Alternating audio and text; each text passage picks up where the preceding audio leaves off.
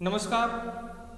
मैं अभिषेक गुप्ता आप सभी का आपके अपने ऑनलाइन यूट्यूब चैनल पर हार्दिक स्वागत करता हूं। एक नई ऊर्जा के साथ, एक नए विश्वास के साथ, एक नई उम्मीद के साथ। आइए सारे लोग जल्दी से लाइव आ जाइए, जल्दी सारे लोग लाइव आ जाइए।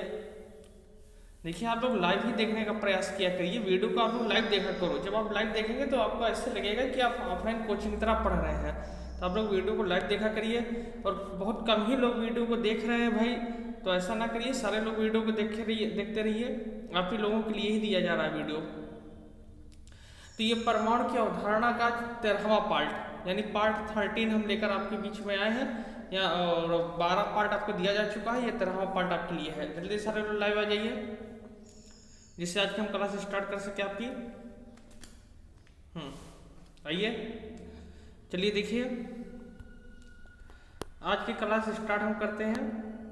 हमें देखिए पढ़ना, जो कल मैंने आपको क्वेश्चन दिया था, जो प्रॉब्लम्स मैंने आपको दिए थे, सारे बच्चों ने, लगभग बच्चों ने जो हमारे पास भेजा है, जैसे उसमें हो गए जो है रमेश चौरसिया हो गए, विक्रांत सिंह हो गए, आदर्श सिंह हो गए, और प्रिया गुप्ता, श्वेता श्रीवास्तव और आस्था यादव। इन सारे बच्चों ने जो है क्वेश्चन को सॉल्व किया है और क्वेश्चन सॉल्व करके इन्होंने भेजा है। तो और सबका आंसर सही है, लगभग क्या सबका सही आंसर है। और इसका मतलब आपको क्वेश्चन अच्छे तरीके से समझ में आ गया है। चलिए, अब जब यहाँ तक के टॉपिक आपको समझ में आ गया, तब आगे की हम बात आपसे करते हैं। हमारा जो आज का जो टॉपिक है बच्चों, आप लोग हिंट डालेंगे अच्छे तरीके से। प्लांक का, प्लांक ये आधा पा है, पा आधा ला, आधा पा, इसके बाद लांग, प्लांक का क्वांटम सिद्धांत, प्लांक का क्वांटम सिद्धांत, प्लांक का क्वांटम सिद्धांत बहुत इंपॉर्टेंट। प्लांक का क्वांटम सिद्धांत, ये सब, इन सबसे क्वेश्चन कंपटीशन में बहुत पूछे जाते हैं, जान लीजिए। आप ये मत मान कर चलिएगा 11th है, बोर्ड एग्जाम नहीं है। ये 11th जो आपका है, ये एक बेस है, एक आधार है। अगर आपका 11th मजबूत रहेगा तभी आप 12th का हर एक टॉपिक समझ सकेंगे। तो इसलिए अच्छे से पढ़ते रहिए। प्लांक का क्वांटम सिद्धांत, चलिए हैंड डालीजिए अच्छे से, जिससे आगे क्लास हम स्टार्ट कर सके, बहुत आराम से हम लोग समझेंगे। देखिए, चले, अब आप लोग कंसंट्रेट हो जाइए थोड़ी देर के लिए और अच्छे से आप समझेंगे जो जो हम आपको बताने चल रहे हैं, ठीक ना। हाँ, अब इधर उधर की बातें नहीं, थोड़ा सा लाइव कमेंट छोड़ दीजिए। और लाइव कमेंट छोड़कर पहले आप लोग आ जाइए। हाँ, पहले आप लोग वीडियो को लाइक जरूर कर देंगे। आप लोग वीडियो को एक बार लाइक कर दीजिए और अपने फ्रेंडों तक आप शेयर भी कर दिया करिए। वीडियो को लाइक कर दीजिए, शेयर कर दीजिए, ठीक ना। चलिए अब आज की हम क्लास स्टार्ट करते हैं। प्लांक का क्वांटम सिद्धांत, पहले हम सिद्धांत आपको न समझाकर, पहले हम थोड़े थोड़े शब्द आपको समझा रहे हैं, जो इसमें मेन पॉइंट्स हैं, मेन शब्द हैं, वो समझ जाएंगे तो आपको सारी चीज़ें समझ में आसानी से आ जाएंगी। बहुत रिलैक्स होकर बैठिए, हाँ आराम से समझिए। अभी हम आपको शायरी भी सुनाएंगे, लेकिन आराम से थोड़ा सा बैठेंगे, आप सीरियस होकर पढ़िए। चलिए, हाँ देखिए, कल विक्रांत कमेंट किए थे, अरे सर ये सब तो लल्लन क्या सवाल है, ललुआ छुआ सवाल है, ऐसे कुछ करके कमेंट किए थे। तो ललुआ नहीं है बेटा, बस क्या है, बात जब आपको समझ में आ गई तो आपके लिए ये क्वेश्चन सरल हो गए, ठीक ना। यकीनन आपको हमारी बात समझ में आ गई तो आप सॉल्व कर ले गए। और अगर यही चीज़ें भी ना समझ में आती तो हालांकि बहुत लोगों के लिए सवाल टफ भी हो जाता है, ठीक ना। तो बहुत अच्छी बात है, बहुत अच्छा लगा कि जो है हमारी बातें आपको समझ में आ रही हैं और आपको ये सारे क्वेश्चन इजी लग रहे हैं। बहुत अच्छी बात है, सारे लोगों को इजी लग रहे हैं, सारे लोग क्वेश्चन सॉल्व कर रहे हैं। बस अच्छे से पढ़ते रहिए, हम आपके साथ हैं। चलिए देखो, ये मान लीजिए कोई हमारा पदार्थ है, ये क्या है बताइए, ये हमारा कोई पदार्थ है, ये हमारा क्या है बताइए, कोई पदार्थ, ये कोई पदार्थ है। और इस पदार्थ पर क्या हो रहा है, इस पदार्थ पर मान लीजिए कोई प्रकाश, इस पदार्थ पर कोई प्रकाश क्या हो रही है, अवशोषित हो रही है। कोई प्रकाश क्या हो रही है, अवशोषित हो रही है, ठीक ना। ये कोई पदार्थ है, इस पदार्थ पर कोई प्रकाश, कोई लाइट, कोई प्रकाश क्या हो रही है बताइए, कोई प्रकाश अवशोषित हो रही है। तो जैसे इस पदार्थ पर कोई प्रकाश अवशोषित होगा तो तुरंत क्या होगा, प्रकाश का अवशोषण हुआ, अवशोषण होने के बाद प्रकाश का यहीं से क्या होने लगेगा बताइए, यहीं से उत्सर्जन भी होने लगता है। प्रकाश अवशोषित हुआ, प्रकाश अवशोषित होने के बाद फिर प्रकाश का क्या होने लगेगा बताइए, प्रकाश का उत्सर्जन भी होने लगता है। कुछ बातें समझ में आ रही है, सुनोगे एक बार आप समझेंगे, कोई पदार्थ है, पदार्थ तो कोई प्रकाश, ये प्रकाश है, ठीक है। हम सिद्धांत अभी नहीं आपको बता रहे हैं, समझेंगे। अभी हम आपको सिद्धांत बता ही नहीं रहे हैं, अभी हम आपको शब्द से परिचित करा रहे हैं। पहले आप शब्द समझ लो। कोई पदार्थ है, जब किसी पदार्थ पर, जब किसी वस्तु पर, इसे हम वस्तु भी कह सकते हैं, मान लीजिए कोई वस्तु है, इस वस्तु पर कोई प्रकाश क्या हो रहा है, अवशोषित हो रहा है। क्या हो रहा है, अवशोषित हो रहा है। और अवशोषण होने के बाद इसका क्या हो रहा है बताइए, उत्सर्जन हो रहा है। अब देखेंगे दो शब्द आप और ध्यान देंगे। अच्छा, इस समय उपकार मौर्य जी नहीं दिखाई देते हैं। उपकार मौर्य जी का कहीं पता होता है भाई किसी को, बताइएगा उनको। ना वो नोट्स ही भेजते हैं, ना कोई क्वेश्चन ही भेजते हैं जो है सॉल्व करके। उपकार मौर्य जी उधर एक्टिव थे, अब इधर नहीं है जो है। तो उपकार मौर्य को देखिए कहाँ चले गए, उपकार किसका उपकार करने चले गए। हाँ चलिए, अब एक दो शब्द होता है, एक होता है असतत और एक होता है सतत। एक होता है असतत और एक होता है सतत। दो शब्द हैं, असतत और सतत। क्यों दीपक कुमार जी, दीपक कुमार जी हैं, दीपक कुमार जी समझ में बातें आ रही हैं कुछ। जब कोई प्रकाश, जब कोई पदार्थ है और इस पदार्थ पर क्या हो रहा है, कोई प्रकाश क्या हो रहा है बताइए, अवशोषित हो रहा है। तो जितने अवशोषित होगा फिर उतना क्या होने लगेगा, उत्सर्जित होने लगता है, ठीक ना। अब देखो दो शब्द होता है, एक होता है असतत और एक होता है सतत। शब्द आप समझना, ये दोनों पॉइंट्स आप समझना। तो असतत मतलब क्या होता है बच्चों, असतत मतलब, पहले सतत समझ लो। सतत मतलब जैसे 1 2 3 4 5 6 लगातार। और असतत मतलब जैसे 1 6 फिर 2 फिर 7, इस तरीके से। बात समझ में आ रहा है ना। सतत मतलब होता है लगातार, और असतत मतलब क्या होता है, लगातार नहीं होगा, इधर उधर क्रम हो जाएगा। कुछ बातें समझ में आ रही है ना। चले, यानी सतत को हम इंग्लिश में कहते हैं, अभी देखिए इंग्लिश अगर हम आपको बताते हैं आपको समझ में आ जाएगा, कॉन्टिन्यूअस। कॉन्टिन्यूअस, कॉन्टिन्यूअस, कॉन्टिन्यूअस माने क्या होता है, लगातार होता नहीं होता। जैसे जैसे 1 2 3 4 5 6 ये वाला। और असतत मतलब क्या होता है, असतत मतलब डिसकॉन्टिन्यूअस।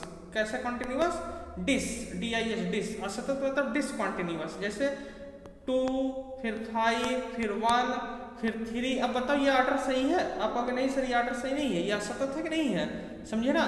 तो आपने सतत समझा है, आपने असतत समझा है, और आपने क्या देखा, कोई पदार्थ देखा और इस पे क्या मतलब, कोई पदार्थ है, कोई वस्तु, उस पर प्रकाश अवशोषित है, उत्सर्जित हो रही है। ये शब्द आपने समझ लिया है। अब आप देखो, अब आप हमारी बात समझो। अब इनका हम सिद्धांत आपको बताने चल रहे हैं।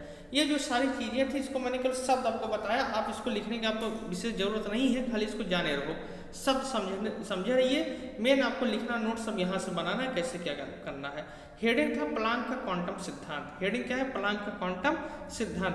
तो एक जर्मन के वैज्ञानिक थे, जर्मन के वैज्ञानिक थे जिनका नाम था मैक्स प्लांक, जिनका नाम था मैक्स प्लांक। एक जर्मन के वैज्ञानिक थे जिनका क्या नाम था बताइए, मैक्स प्लांक नाम था। इन्होंने 1900 में, सन 1900 में, इन्होंने 1900 में एक सिद्धांत प्रस्तुत किया जिसे प्लांक का क्वांटम सिद्धांत कहते हैं, ठीक ना। जर्मन वैज्ञानिक मैक्स प्लांक ने सन 1900 ईस्वी में एक सिद्धांत प्रस्तुत किया जिसे प्लांक का क्या कहते हैं, इसे प्लांक का क्वांटम सिद्धांत कहते हैं। अब इनका क्वांटम सिद्धांत क्या है, आइए देखते हैं। पहला सिद्धांत आप देखेंगे, बहुत आराम से समझे।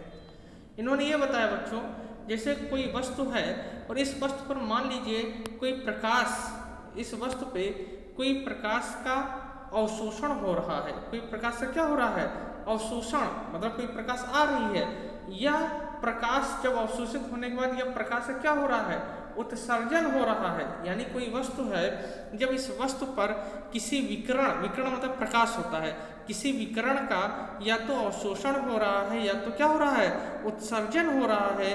तो ये अवशोषण और उत्सर्जन, ये अवशोषण और उत्सर्जन सतत न होकर असतत होता है। सतत न होकर क्या होता है बताइए, असतत होता है। उम्मीद करता हूँ कुछ बातें आपको समझ में आ रही होंगी। सुनो फिर से।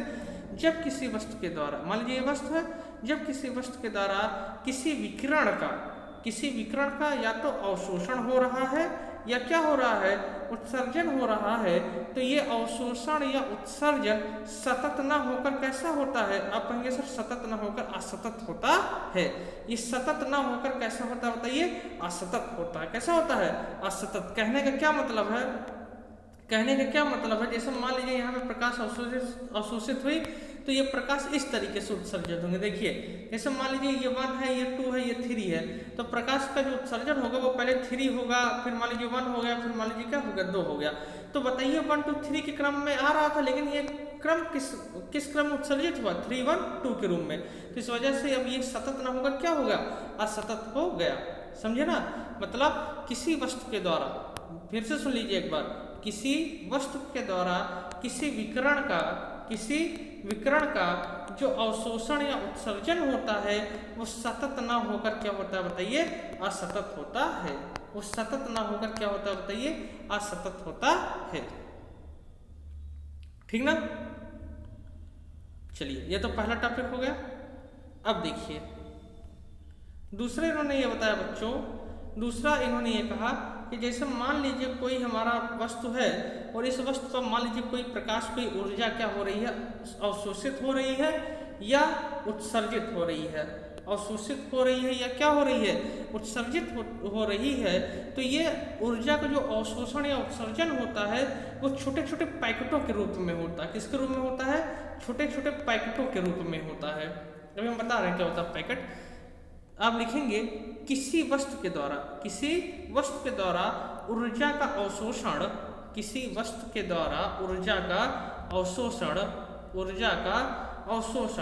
या ऊर्जा का उत्सर्जन छोटे छोटे पैकेटों के रूप में होता है। छोटे छोटे पैकेटों के रूप में होता है। छोटे छोटे पैकेटों के रूप में होता है। अब ये क्या है, छोटे छोटे पैकेट क्या होते हैं, देखिए छोटे छोटे पैकेट का मतलब इस तरीके से आप देखेंगे,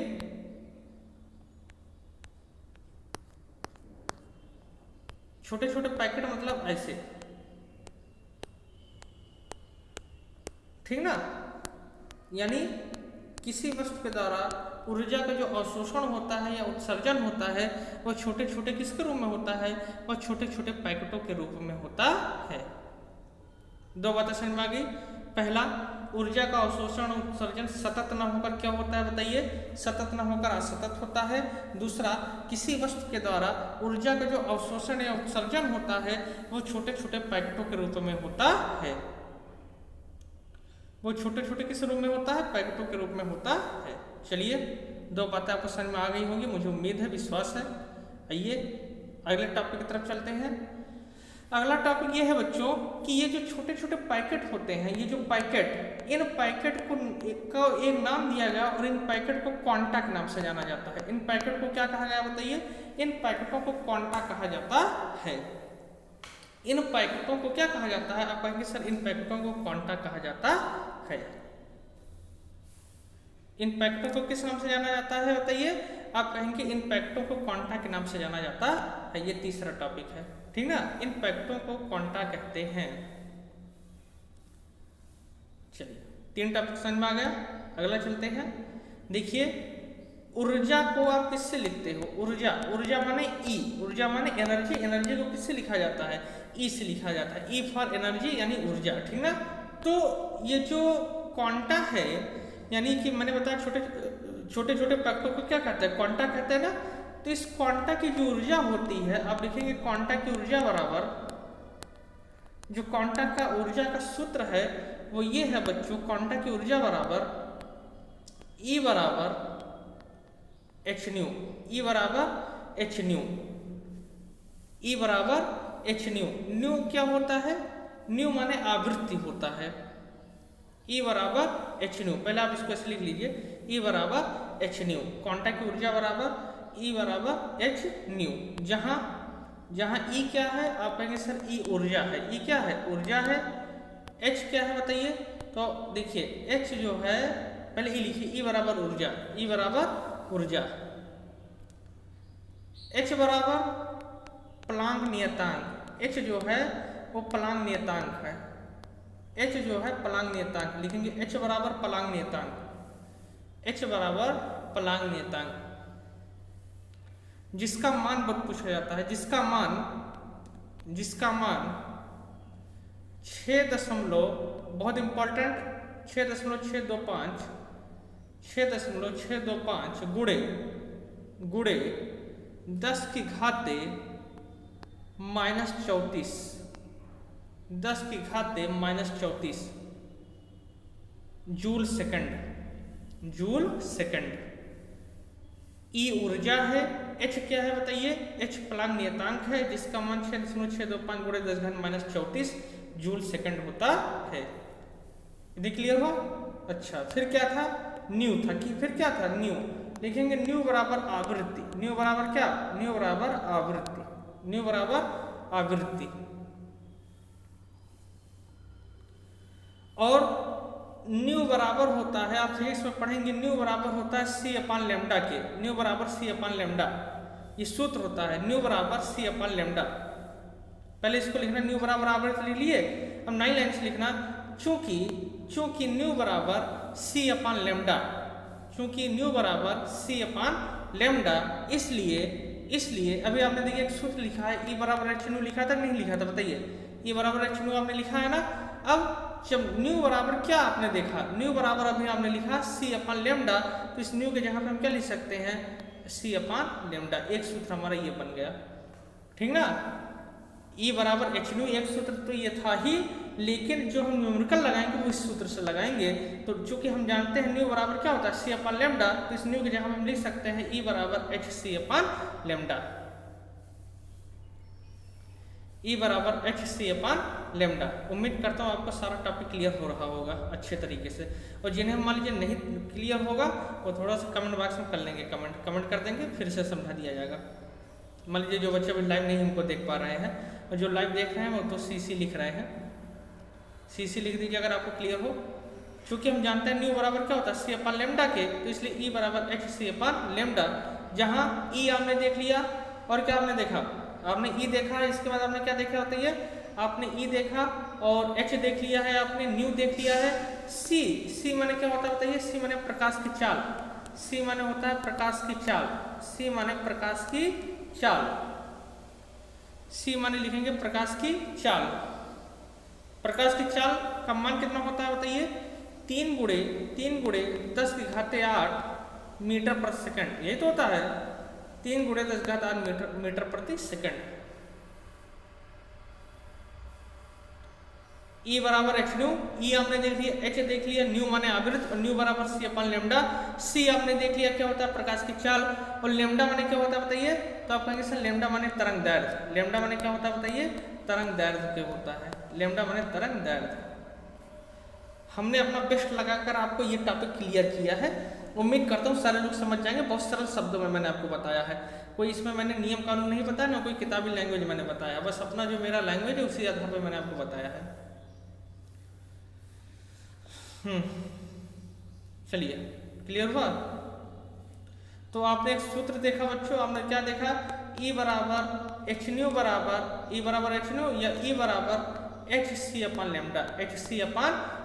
यही एक मेन सूत्र है, और इसी सूत्र पर अभी हम क्वेश्चन को सॉल्व करते हैं, अभी हम क्वेश्चन को सॉल्व करेंगे। E बराबर hc/λ, बताएं क्लियर हुआ। और देखिए आप लोग थोड़ा सा भैया ग्रुप में संख्या जोड़ दीजिए, जितने आपके फ्रेंड हो, जितने आपके पानमती के जो भी फ्रेंड हो या जो सरैया के हो, सबको जोड़ दीजिए ग्रुप में। सबसे कह दीजिए चैनल सब्सक्राइब कर लें सारे लोग ना, हाँ थोड़ा सा आप लोग सपोर्ट करते रहिए भैया। जो है देखिए जो नए बच्चे हैं वो चैनल को सब्सक्राइब जरूर कर लें भाई, जो नए बच्चे हैं वो चैनल को सब्सक्राइब कर लें। और थोड़ा सा आप लोग और बता दीजिए, जो देखिए जो मान लीजिए क्लास 12th में आपके भाई बहन है पानमती के, मान लीजिए जो लड़कियाँ हैं 12th में, ठीक ना, मान लीजिए जो आपकी जो पानवती की लड़कियां पढ़ रही है 11th में हमारे हमसे, अगर उनके कांटेक्ट में 12th के जो भी बच्चे हैं उन्हें बता देंगे 12th की भी क्लास चल रही है 4 बजे से लगातार। 12th चूँकि मेन है और सबसे अच्छी क्लास 12th की इस समय जान लीजिए पूरे गोसाई में हम चला रहे हैं पूरे तरीके से ऑनलाइन 12th का, जैसा आप लोगों को चला वैसे उन लोगों को भी चल रहा पूरी तरीके से, अच्छे मेहनत करके पढ़ा रहे हैं, तो उनको भी बता दीजिए, इससे वो भी ऐड हो जाए, चैनल को सब्सक्राइब कर लें, थोड़ा सा आप लोग सपोर्ट कर दीजिए, हमारा भी भाई जो है आप लोगों के लिए हम मेहनत कर रहे हैं। आइए तो सूत्र आपने समझ लिया, E बराबर h/nu या E बराबर hc/λ। अब आइए इस पर एक आध क्वेश्चन हम देखते हैं, ठीक ना, एक आध क्वेश्चन हम देख लेते हैं। चलिए माइंड को थोड़ा सा रिफ्रेश कर लीजिए, एक शायरी सुन लीजिए, इसके बाद फिर हम क्वेश्चन देखते हैं। शायरी ये है कि हमारी तमन्ना क्यों करो तुम, हमारी तमन्ना क्यों करो तुम, अरे तुम्हारी तमन्ना क्यों करें हम, हमारी तमन्ना क्यों करो तुम, तुम्हारी तमन्ना क्यों करें हम, भगवान राम है जब हमारे द्वारे, भगवान राम है जब हमारे द्वारे, तो फिर दुनिया की तमन्ना क्यों करें हम, तो फिर दुनिया की तमन्ना क्यों करें हम, तो फिर दुनिया की तमन्ना क्यों करें हम। आइए मस्ती के साथ पढ़िए यार, कोई टेंशन नहीं, यार लोग टेंशन लेने लगते हैं, हमको लगता है। मस्ती के साथ पढ़िए। हाँ, जो भी देखिए रमेश चौरसिया जी जो है कमेंट्स में खूब शायरी लिखते हैं, ठीक ना, और विक्रांत भी लिखते हैं कमेंट्स। विक्रांत का कमेंट तो हंसमुख लाल वाला होता है, हालांकि पढ़ने में हंसी आती है, बहुत अच्छा लड़का है विक्रांत। चलिए, और सारे हमारे क्लास 10 में भी आप लोग हमारे सबसे फेवरेट बच्चे थे, और 11 भी आप हमारे सबसे फेवरेट बैच हैं, बच्चे हैं, सबसे फेवरेट हमारा ये बैच है 11, ये जान लीजिए, ठीक ना। हाँ, इसमें कोई दो राय नहीं है, ये मैं पूरे विश्वास के साथ आपसे कहता हूँ, पूरी सच्चाई के साथ कहता हूँ कि आप हमारे सबसे फेवरेट बच्चे हैं, आपको पढ़ाने में मुझे बहुत अच्छा लगता है। आइए एक क्वेश्चन हम देखते हैं। चलो भाई देख लो इधर, चलिए क्वेश्चन ये है भैया, बहुत ध्यान समझना क्वेश्चन। क्वेश्चन लिखेंगे आप, उस विकर्ण की क्वेश्चन लिखेंगे पहले, उस विकर्ण की ऊर्जा ज्ञात करो, उस विकर्ण की ऊर्जा ज्ञात करो, उस विकर्ण की ऊर्जा ज्ञात करो जिसकी तरंगदैर्घ्य माने लैम्डा, जिसकी तरंगदैर्घ्य 350 गुणे 10 की घाते -9, 350 गुणे 10 की घाते -9 मीटर है, -9 मीटर है। उस विकर्ण की ऊर्जा ज्ञात करो जिसकी तरंगदैर्घ्य 350 गुणे 10⁻⁹ मीटर है। चलिए अब देखो, हमें केवल क्या दे दिया है, तरंगदैर्घ्य दिया है, और हमसे ऊर्जा पूछ रहा है। तो पहले तो सूत्र ले लो चुपचाप, E बराबर hc अपान लैम्डा, E बराबर hc अपान लैम्डा, E बराबर hc अपान लैम्डा। अच्छा चलो, तो E बराबर, अब देखो h का मान, प्लांक नियतांक का मान मान लीजिए क्वेश्चन में दिया था तो ठीक है, नहीं दिया, जैसे इस क्वेश्चन में नहीं दिया था, तो मान आपको याद करना पड़ेगा। मान कितना होता है h का, बताइए। h का जो मान होता है बच्चों वो कितना होता है, मैंने बताया है 6.625 गुणे क्या 10⁻34। c माने प्रकाश की चाल, और प्रकाश की चाल कितना होता है 3 गुणे 10 घात क्या 8, 3 गुणे 10 घात 8। और लैम्डा का मान कितना दिया है बताइए, लैम्डा दिया है 350 गुणे 10 घात क्या 10⁻⁹, 10⁻⁹। बस इसे को हल कर लीजिए, आंसर आपके सामने, ठीक ना। कर ले जाएंगे, अब इतना तो कर ही ले जाएंगे, ये नहीं कर पाएंगे बताइए। h है, h का मैंने मान लिखा, c का मान मैंने प्रकाश की चाल लिखा, और लैम्डा का मैंने ये मान लिख दिया है। इसी को हल कर लीजिएगा, आंसर आपके सामने आ जाएगा, ठीक ना। बताएं, करके बताइएगा इसका आंसर, आंसर सारे लोग करके बताइएगा, कमेंट बॉक्स में इसका आंसर सारे लोग बताइएगा। चलिए, और इसी क्रम में एक क्वेश्चन हम और लिख लेते हैं। एक क्वेश्चन और लिखेंगे कि एक विकर्ण का तरंगदैर्घ्य, पहले वाले का आंसर आप लोग बताइएगा हल करके। लिखेंगे एक विकर्ण का तरंगदैर्घ्य, एक विकर्ण का तरंगदैर्घ्य 4.0 गुणे 10⁻⁸, 4.0 गुणे 10⁻⁸ मीटर है, 4.0 गुणे 10⁻⁸ मीटर है। तो इसकी ऊर्जा की गणना कीजिए, तो इसकी ऊर्जा की गणना कीजिए। तो ये दोनों क्वेश्चन आप लोग क्या करेंगे, ये दोनों क्वेश्चन आप लोग करके बताएंगे हमें, ये दोनों क्वेश्चन आप लोग क्या करेंगे, हमें करके बताएंगे। चलिए नेक्स्ट टॉपिक की तरफ चलते हैं। अगला जो हमारा टॉपिक है बच्चों वो है विद्युत चुम्बकीय स्पेक्ट्रम, हिंट डालेंगे सारे लोग, विद्युत चुंबकीय स्पेक्ट्रम। देखिए मैंने आपसे कहा था ना, जब मैंने रदरफोर्ड वाला टॉपिक पढ़ाया था उसमें 2 में स्पेक्ट्रम बताया था, मैंने कहा था रुक जाओ स्पेक्ट्रम हम आगे पढ़ाएंगे आपको। तो यही विद्युत चुंबकीय स्पेक्ट्रम, हिंट डालेंगे सारे लोग, विद्युत चुंबकीय स्पेक्ट्रम, विद्युत चुंबकीय स्पेक्ट्रम। चलिए देखते हैं। हंसते हुए खेलते हुए पढ़ते रहिए, टेंशन एकदम मत लीजिए, सब कुछ आपका कवर हो जाएगा, हमारा वादा है आपसे। बस थोड़ा सा आप लोग भी सब्सक्राइबर बढ़वाते रहिए, ग्रुप में जो भी आपके बच्चे हों सबको ऐड करते रहिए, ठीक ना। जो भी आपके क्लास 11 के जो मान लीजिए साथी छूट गए हैं या जो जिनको अभी भी नहीं पता है, थोड़ा सा उन्हें भी ऐड कर लीजिए ग्रुप में, उनको भी बता दीजिए। बच्चे हमारे बहुत मेहनत भी कर रहे हैं, आप लोग बहुत मेहनत कर रहे हैं, बहुत सारे बच्चों को हमने ऐड किया, बहुत बहुत धन्यवाद आपको, दिल से धन्यवाद मैं आपको देता हूँ। आप जहाँ भी रहें हमेशा सफल हों और सारे लोगों को आप बस ऐड करते रहिए, क्योंकि आप ही लोगों के स्नेह और प्रेम ने हमें ऑफलाइन क्षेत्र में जो हम ऑफलाइन कोचिंग पढ़ाते हैं उसमें आप ही लोगों के सहयोग ने हमें एक अच्छे टीचर के रूप में उभारा। गोसाईगंज का एक सबसे जाना माना टीचर आपने हमें बनाया केमिस्ट्री का। तो बस आप ही लोगों के स्नेह है कि जैसे हम ऑफलाइन में अच्छे थे, ऑफलाइन में अच्छे हैं, यानी कोचिंग फिर खुलेगी, ये बार नहीं है नहीं खुलेगी, अभी कुछ प्रॉब्लम्स हैं जो है हमारे सारे लोगों के साथ, लेकिन ऑफलाइन में जिस तरीके से हमारा एक नाम है उसी तरीके से ऑनलाइन क्षेत्र में भी हमारी कोचिंग का एक नाम हो, हमारे संस्थान का नाम हो, और जिसके साथ आप सब जुड़े रहें हमारे साथ। और जीवन में जो चैनल हमारा बना है, जो हमने एक शुरुआत आप लोगों के साथ किया है, वो एक अच्छे ऊंचे मुकाम पर जाए, ये आप ही लोगों की स्नेह और प्रेम से हो सकता है। तो आप लोग हमारा सहयोग देते रहें, बाकी हम आपका पूर्ण सहयोग देंगे, जैसे जितना हमसे हो पाएगा, हमसे जितना बेस्ट हो सकेगा हम आपको पूरा सहयोग देंगे। आप उसके लिए परेशान ना हो, बस आप भी हमारा सहयोग देते रहें। आप ही लोगों के स्नेह और प्रेम की हमें ज़रूरत है, और आप ही लोगों के स्नेह और प्रेम ने हमें इतने मुकाम तक पहुंचाया, और आप ही लोग हमको आगे तक पहुंचाएंगे, मुझे ये विश्वास है। आइए स्पेक्ट्रम की बात करते हैं बच्चों, ध्यान से समझना।